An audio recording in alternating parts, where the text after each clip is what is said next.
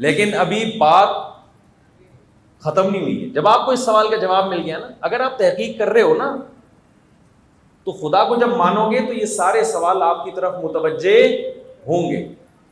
اب آپ کہو گے یار یہ مجھے اس سوال کا جواب مل گیا بڑا زبردست, میرا مسئلہ کلیئر ہو گیا کہ ہم دنیا میں آئے کیوں ہیں بھائی. اس لیے آئے ہیں کہ تاکہ ہم اچھا عمل کریں, برائی سے بچیں. ٹھیک ہے, ماشاءاللہ, بہت خوشی ہوئی. نہیں میرے بھائی, اب خوشی نہیں, اب خوشی آپ کی کیا ہو رہی ہے, مزے کرکرے ہونا شروع ہو رہے ہیں. آگے بات سمجھ میں. دیکھو ایک آدمی ایگزامینیشن ہال میں بیٹھا ہوا ہے, اسے پتہ ہی نہیں میں یہاں کس, جیسے کراچی میں جب جاتے ہیں نا ایگزام دینے کے لیے, ان کو پتہ ہی نہیں ہوتا ہم یہاں کس سلسلے میں آئے. کراچی میں جو ایگزامینیشن ہال, ہم نے بھی یہاں امتحان دیے ہیں, تو پتہ ہی نہیں, اس کو بتانا پڑتا ہے تو یہاں پیڑے کھانے کے لیے نہیں آئے, امتحان چل رہا ہے. کہتا اچھا وہ آئی سی. پہلے پھرے کا رواج ہوتا تھا کراچی کے ایگزامینیشن ہال میں, اب الحمدللہ گورنمنٹ نے وہ ٹینشن ختم. یہ پھرے ورے کی ٹینشن, پینٹ سے ادھر نکال رہا ہے, ادھر سے پرچی پکڑا رہا ہے, یہ پرانے زمانے کی جب ترقی نہیں تھی. اب الحمدللہ کراچی میں یہ ہو گیا ہے کہ مجھ سے کل کسی نے مسئلہ, مجھے حالات پتہ ہے, لوگوں سے پتہ چلتے ہیں. کل کوئی مسئلہ پوچھ رہا ہے کہ میں نے اپنے بھائی کو نا ویڈیو کال پہ پیپر حل کروایا ہے پورا ایگزامینیشن ہال میں, تو کیا یہ جائز ہے؟ ابے میں نے کہا جائز ناجائز تو بات کی بات ہے, ویڈیو کو آڈیو بھی نہیں. کہہ رہا وہ ویڈیو کال پہ اس نے پیپر رکھا تو میں اس کو بتاتا رہا, وہ حل کرتا رہا. تو میں نے کہا یار یہ کیا ہو رہا ہے؟ اس نے کہا پوری کلاس یہی کر رہی تھی, اور جو ایگزامینر تھا اس نے بولا تھا کہ کر لو بھائی, ہمیں کوئی اعتراض نہیں. یہ ٹیکنالوجی ہے الحمدللہ, سائنسی آلات سے ہم نے بولے جتنا فائدہ اٹھایا, انگریز نہیں پہنچا. انگریز بہت ابھی پیچھے ہم سے, بہت پیچھے ہے بھائی. موبائل کا جو سائنسی آلہ ہے نا, اس سے بتاؤ کسی قوم نے اتنا فائدہ اٹھایا ہے. طلاقیں بھی اس سے ہو رہی ہیں, شادیاں بھی اس سے ہو رہی ہیں. شادیاں بھی اس سے ہو رہی ہیں موبائلوں سے, اور طلاقیں بھی اس سے ہو رہی ہیں, اور بچے امتحان پاس بھی اسی کے ذریعے کر رہے ہیں. تو مجھے بتاؤ, آپ ایگزامینیشن ہال میں بیٹھے ہوئے تھے, لائف کو انجوائے کر رہے تھے, کولڈ ڈرنک پی رہے ہیں, نسوار کھا رہے ہیں, گٹکا کھا رہے ہیں, ادھر ادھر لڑکیوں کو جھانک تانک کر رہے ہیں. آپ کو یاد ہی نہیں تھا کہ میں یہاں کس سلسلے میں حاضر ہوں.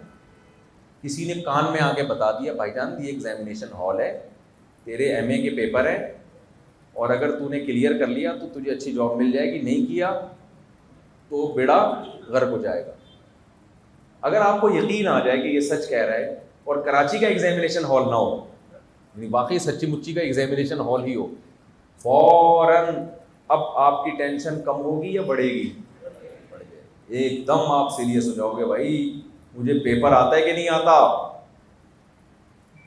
تو اس ٹینشن ختم کرنے کے ایک طریقہ یہ کہ آپ انکار کر دو, نہیں یہ ایگزامینیشن ہال نہیں ہے, میں نانی کے گھر میں آیا ہوں, یہاں یہ میری نانی کا گھر ہے. لوگ سمجھا رہے ہیں بھائی تیری نانی کا گھر ہے تو یہ کیوں بیٹھا ہوا ہے پیپر لے کے, وہ بھی پیپر لے کے بیٹھا ہوا ہے, اور یہ سب تیری خدمتیں ہو رہی ہیں. آپ کہا بھائی یہ سب مولویوں کی بنائی ہوئی باتیں ہیں, لائف کو انٹرٹین کرنا چاہیے, انٹرٹینمنٹ ہونی چاہیے لائف میں. یہ سب باتیں پرانے زمانے کی ہیں. اصل میں یہ ہم لوگ کو نا ڈپریشن کے مریض بنانے کے لیے یہ باتیں بتائی جا رہی ہیں کہ یہ ایگزامینیشن ہال. آج کے نوجوان سے جب بات کی جائے, بھائی یہ دنیا امتحان گاہ ہے. زنا کرو گے جواب دینا پڑے گا قیامت کے دن, بد نظری کرو گے جواب دینا پڑے گا, چوری کرو گے جواب دینا پڑے گا, کسی کی ایک بال زمین قبضہ کرو گے 7 زمینوں میں دھنسایا جائے گا قیامت کے دن. ماں باپ کے سامنے آپ کو اوف کرنے کی اجازت نہیں ہے. یہ ایگزامینیشن ہال ہے, آپ کو 5 ٹائم نماز پڑھنی پڑے گی. فوراً انسان کے دل میں خیال آتا ہے یار یہ کیا ہے, یہ ہماری لائف کو ٹینشن والا بنانے کے لیے اس طرح کی باتیں مذہب کرتا ہے. گورے کو دیکھو ان تمام ٹینشنوں سے کیا ہے, گورا فجر میں نماز پڑھتا ہے, اپنی مرضی سے اٹھتا ہے بھائی جب اس کا موڈ ہوتا ہے. ظہر کی نماز پڑھتا ہے گورا.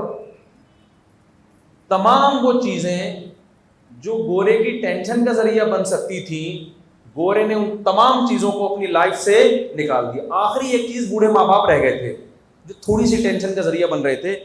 گوروں نے کہا یہ آخری چیز بھی اپنے گھروں سے کیا کرو, کھانستے ہیں بلا وجہ, ٹینشن دیتے ہیں. کل مجھ سے کسی نے پوچھا, اٹک سے کوئی مہمان آئے ہوئے تھے, انہوں نے کہا میری وائف لندن جا رہی ہے اولڈ ہاؤس میں بوڑھوں کی خدمت کرنے کے لیے. تو شرعی مسئلہ پوچھ رہے تھے. میں نے کہا تو جو اولڈ ہاؤس میں لندن میں بوڑھے ہیں تو وہ ان کے بچے کہاں ہیں؟ تو وہ حیرانگی سے کہنے لگے مصعب آپ کو نہیں پتا وہاں بچے خدمت نہیں کرتے، وہاں بچے ماں باپ کی خدمت اٹک سے جا رہا ہے کوئی بندہ یا بندی بوڑھے ماں باپ کی خدمت کے لیے۔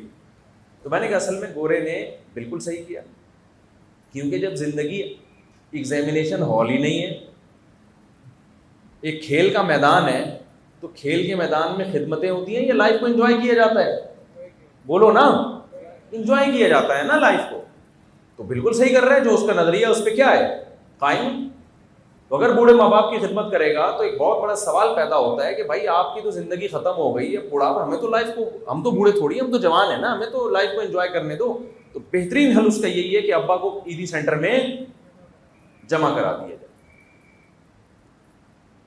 تو جب آپ یہ یقین کر لیتے ہو کہ یہ دنیا امتحان گاہ ہے تو آپ کے بہت سارے مزے کیا ہو جاتے ہیں، میں نہیں کہہ سارے مزے کرکرے ہو، 4 شادیوں والا مزہ تو رہتا ہے، اور بھی بہت سارے حلال مزے رہتے ہیں، لیکن جیسے ایگزامینیشن ہال میں آپ چائے بھی پی سکتے ہو، بعض جگہ اجازت ہوتی ہے، ایئر کنڈیشن میں بیٹھے ہوئے ہو، جو بہت ساری چیزوں کی بعض دفعہ اجازت ہوتی ہے۔ تو اللہ نے اس ایگزامینیشن ہال میں بہت ساری چیزیں حلال بھی کر دی ہیں، لیکن ساری چیزیں حلال نہیں کی ہیں، بہت ساری پابندیاں لگا دی ہیں۔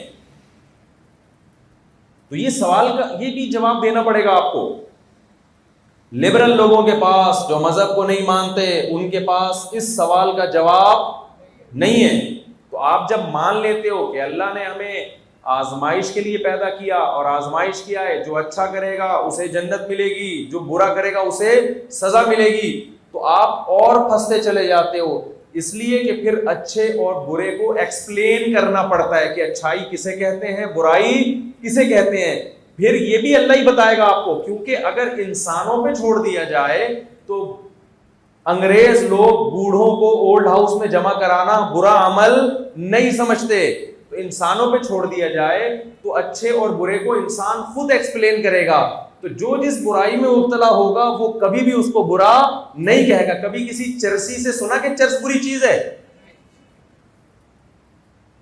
بھائی؟ کبھی سنا آپ لوگوں نے؟ اگر اسمبلی میں سارے چرسی ہوں، فرض کر لو، ویسے فرض کرنے کی ضرورت نہیں ہے لیکن فرض کر لو،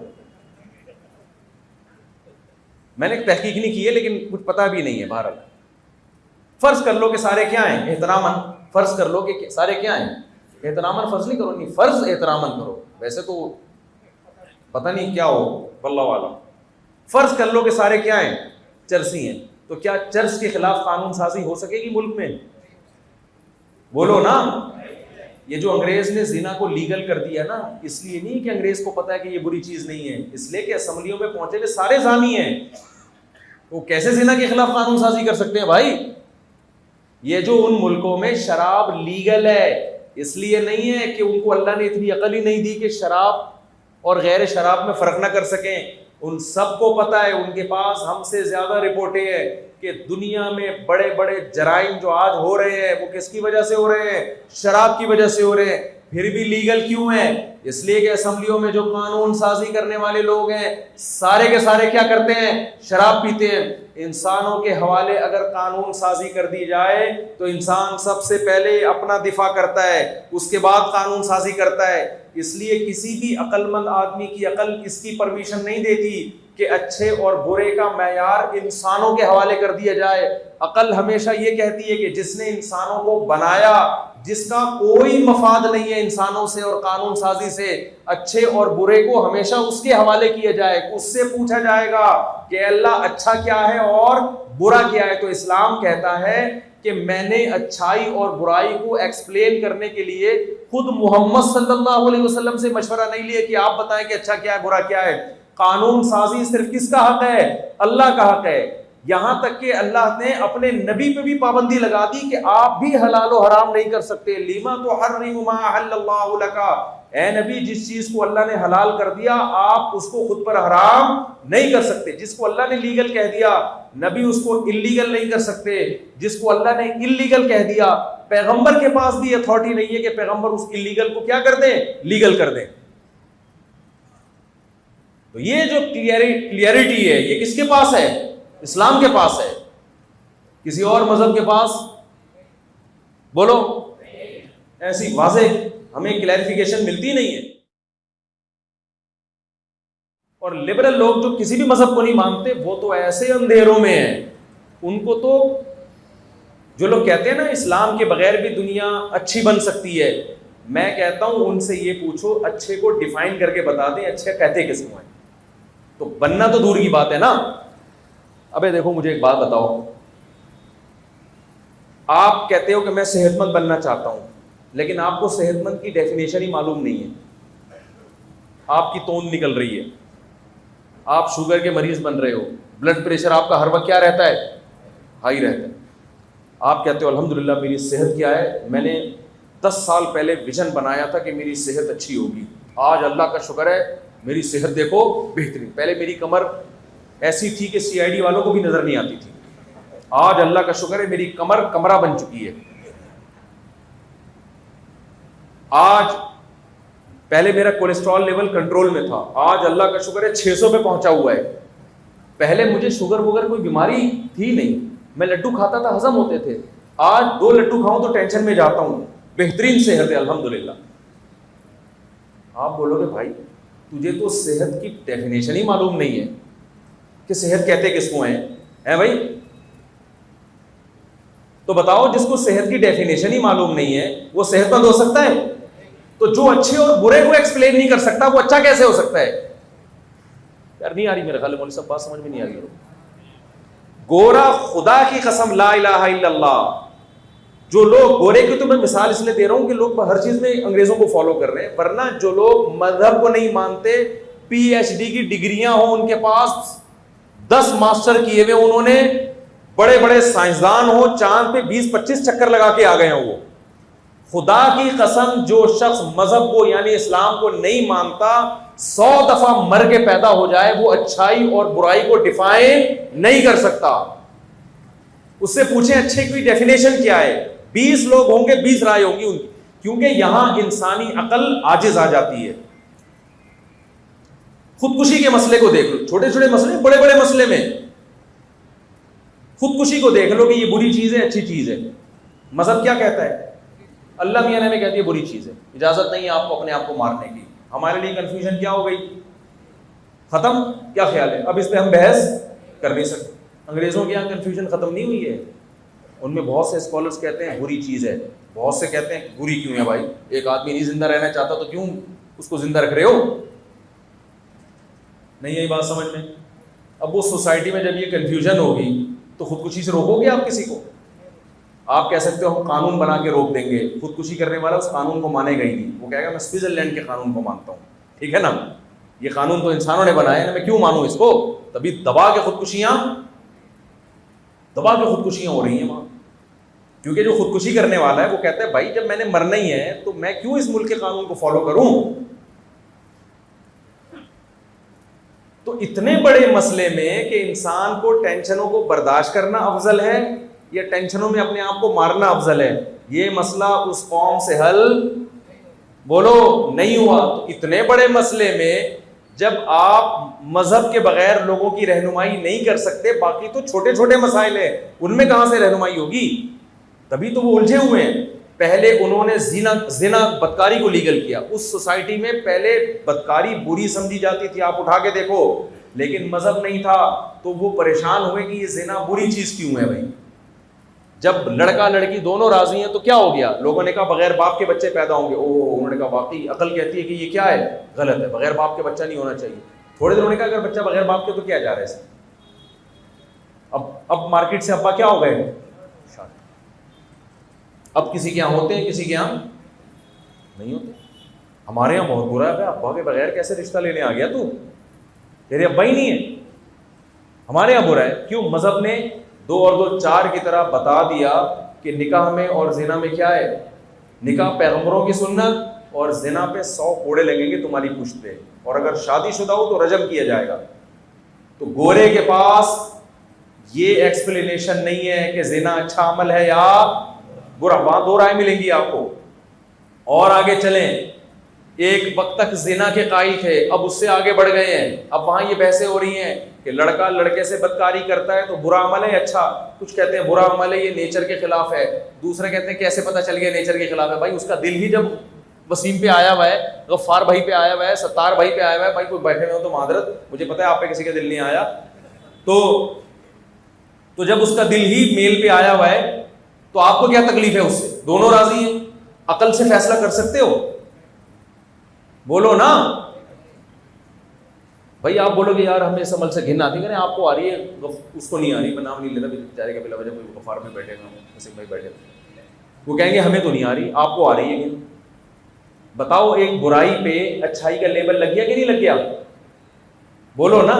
قیامت آ جائے گی, وہ یہ مسئلہ حل نہیں کر سکتے. ہمیں مذہب نے بتا دیا, اسلام نے بتا دیا, بھائی لوط علیہ السلام کی قوم نے یہ عمل کیا تھا, ہم نے اس قوم کو اٹھا کے الٹا پٹک کے دے مارا, تباہ و برباد کر دیا. اللہ کو اس عمل سے صرف نفرت نہیں بلکہ انتہائی شدید نفرت ہے. لوط علیہ السلام نے اپنی قوم سے کہا وَتَذَرُونَ مَا خَلَقَ لَكُمْ رَبُّكُمْ مِنْ أَزْوَاجِكُمْ, تمہارا دماغ خراب ہو گیا ہے, جس بیوی کو اللہ نے تمہارے لیے پیدا کیا, جس عورت کو پیدا کیا, اس کو چھوڑ کر مردوں کی طرف جاتے ہو. أَتَأْتُونَ الذُّكْرَانَ مِنَ الْعَالَمِينَ, اور کیا أَتَأْتُونَ الْفَاحِشَةَ مَا سَبَقَكُمْ بِهَا مِنْ أَحَدٍ مِنَ الْعَالَمِينَ, ایسی بے حیائی تو صدیوں تک کسی نے نہیں کی, تم اس بے حیائی کی بنیاد رکھ رہے ہو. تو مجھے آپ ایک بات بتاؤ, جو قوم اچھائی اور برائی کو ایکسپلین ہی نہ کر سکتی ہو, اس کے پاس کوئی کرائیٹیریا اور معیار ہی نہ ہو, تو میں نے بھی آپ کو مثال دی تھی, جو صحت کو ڈیفائن نہ کر سکتا ہو کہ پیٹ نکلا ہوا صحت مند ہوتا ہے یا پیٹ کم صحت مند, شوگر بڑی بھی صحت مند ہے یا کم صحت مند, تو کیا وہ صحت مند ہو سکتا ہے؟ تو جس قوم کے پاس اچھائی اور برائی کو بیان کرنے کا کوئی معیار ہی نہ ہو, وہ قوم کیسے اچھی ہو سکتی ہے میرے بھائی؟ آپ پتہ ہے کیا سمجھ رہے ہو؟ جو 3 پیس اور سوٹ اور ٹائی میں ہوتا ہے, جس کی جیب میں پیسے ہوتے ہیں, جو سائنسی ترقی کر چکا ہوتا ہے وہ اچھا ہوتا ہے, اور جو سائنسی ترقی نہ کرے, جس کے پاس ایجوکیشن نہ ہو, وہ اچھا نہیں ہوتا. حالانکہ اسلام اس ڈیفینیشن کو نہیں مانتا. سمجھ میں آ رہی ہے بات کہ نہیں آ رہی؟